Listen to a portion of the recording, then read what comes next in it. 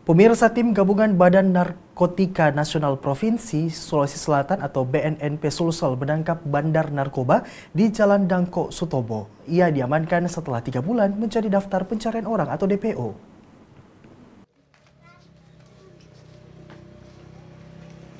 Tersangka Sutomo merupakan target utama polisi dalam menangani maraknya peredaran narkoba di Makassar. Kepala Badan Narkotika Nasional Provinsi atau BNNP Brigjen Agus Budiman Manalu mengatakan, bandar narkoba yang berhasil diamankan sudah DPO sejak 26 Agustus 2015 oleh Polda Sulselbar, Polrestabes, dan BNNP. Saat penangkapan pada 28 Agustus 2015 lalu di Jalan Dangko, Sutomo berhasil melarikan diri, namun beberapa barang bukti sudah diamankan. Karenanya bandar narkoba itu langsung ditetapkan menjadi DPO. Ia menambahkan pihaknya kini menahan 6 tersangka lainnya. Para tersangka ini diduga kuat merupakan kaki tangan Sutomo. Mereka dianggap banyak membantu mengedarkan narkoba di Makassar dan sekitarnya.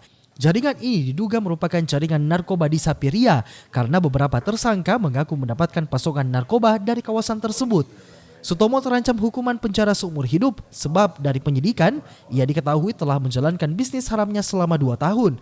Untuk tersangka utama, Sutomo alias Tomo dikenakan pasal 112 dan 114 Undang-Undang Narkotika, yakni dengan hukuman minimal kurungan 5 tahun dan maksimal seumur hidup.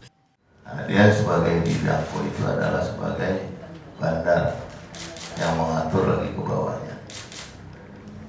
Ngomong ini udah merupakan DPO yang sudah banyak dari Polda, dari Polrestabes maupun di pelabuhan. Sudah berapa lama Pak dia? Mengakunya baru 2 tahun jual. Sebelumnya dia sebagai tukang plafon. Tersangka sudah 2 tahun menjalankan bisnis narkoba dan menunjukkan bahwa tak sedikit jaringan yang sudah dibangun dalam kurun waktu tersebut. Dari Makassar, Aksa Arsyad, GoTV memberitakan.